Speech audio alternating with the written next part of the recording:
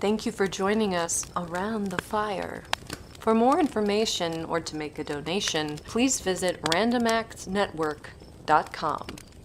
Now, want to hear a scary story?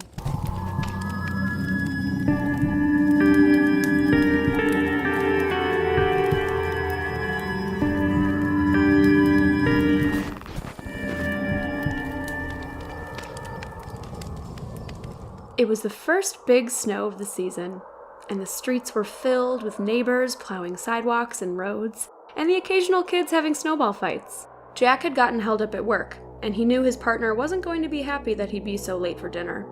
They were hosting friends, and Jack had promised he'd be there with enough time to help set up. He missed the bus, so the quickest route home would be to walk. He cut through the alleyway behind his work building as he dialed Brandon's number to let him know he'd be late. Hey, this is Brandon. I can't answer the phone, so... No answer. Jack thrust his phone and freezing hand back into his pocket and continued walking into the winter storm. After a few minutes, he couldn't shake the feeling that he was being watched. The city was nearly silent, all sounds getting sucked into the snow, but every once in a while, he swore he heard the unmistakable squish of a boot stepping into fresh snow. The first few times he looked around, he couldn't spot anyone. At some point, almost everyone had gone indoors. The thrill of the first big winter storm was now outweighed by the bitter winds and dark night. Finally, when Jack was certain of the stepping noises coming from behind him, he turned around.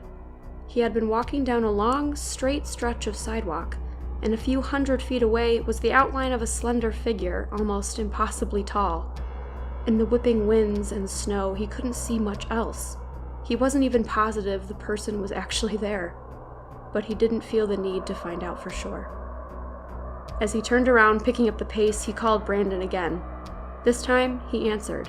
Hey, where the hell are you? I'm sorry. Look, I called before. I was stuck at work, but I'll be there in 10. Is everything alright? Of course. Are Stacy and Nick there? Just got here. They can't wait to see you. Are you sure everything is okay? Yeah, it's just fucking freezing out here. Can't see anything. I kept thinking someone was following me. He turned around, looking deeply in the direction of the stranger. There was no one there. I think I'm just tired. Do you want me to stay on the phone with you? No. Go talk to them. I'll see you in a few.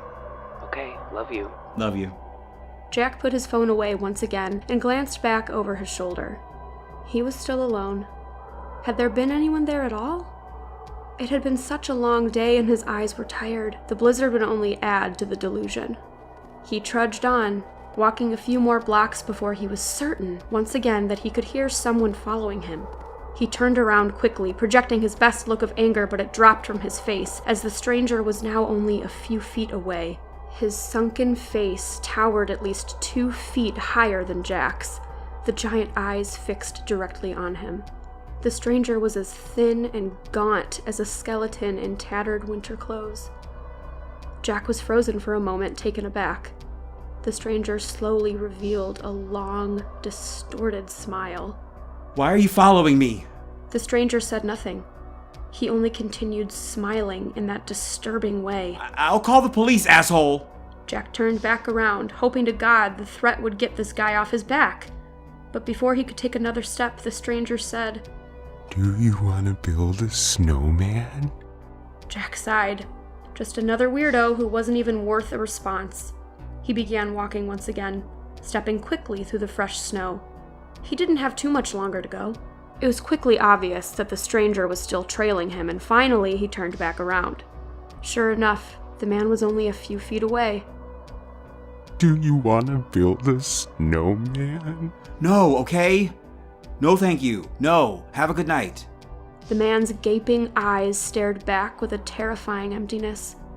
Jack continued walking. He hated having his back to the man, but it didn't make sense to stop moving. At the next intersection, he'd normally keep going straight, but he decided to take a left and go an extra block out of the way. Jack knew in his gut he was still being followed, and didn't want the stranger to be anywhere near his house. The city was a frozen ghost town. Jack checked every driveway, every porch, hopeful someone would be outside shoveling or clearing their car, anyone to distract this creep so he could just get home. The end of the block was nearing, and he heard the crunching of snow right behind him. Taking a deep breath, Jack whipped around, almost face to face with the horrifying stranger. Do you Just leave me the fuck alone, okay? Fuck off, you fucking freak! For the first time, the stranger's smile melted from his face. Jack shivered in the cold. He just wanted to get home. Brandon had just served his guests a second round of drinks when he called Jack's phone hoping for an update. Putting on his coat and boots, Brandon stepped out onto the porch. The winter air whipped his face like the back of a hand, and so much snow fell at once he couldn't see further than 3 or 4 feet away. Jack could be in serious trouble. Brandon stepped off the porch and into the yard. Near the street, he could make out the shape of a figure. Jack? They didn't respond, but who else could it be? Brandon continued through the yard, a nearly impossible task in the storm, and the figure came more into view. Brandon realized the shape was much bigger than a normal person, a mass formed by mounds of snow. Finally, he realized that he was looking at a haphazardly made snowman. Clumps of dirt and snow stuck together to create 3 layers, though they were hardly distinct. The center was horrifyingly decorated with 3 buttons, though instead of coal, they were human toes, black in the cold. Emerging out of each side was a long stick, on the ends, 2 severed hands, wearing Jake's gloves, dripping fresh blood into the snow below. Brandon's eyes continued upwards. The snowman smiled back with a half-circle of bloody teeth, chunks of gum and root still attached. Above, 2 disembodied eyes stared back, optic nerves dangling in the wind. Jack's eyes. Brandon doubled over, getting sick into the snow. He was dizzy, feeling faint.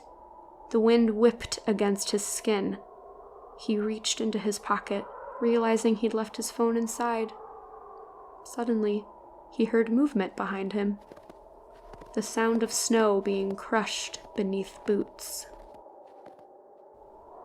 Do you want to build a snowman?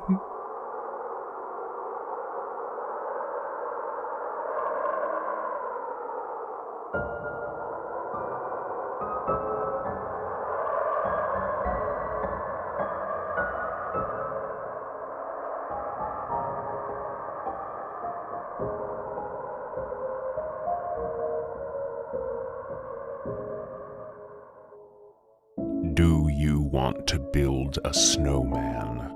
Written by Bryan Renaud. Told by Ashlyn Seehafer.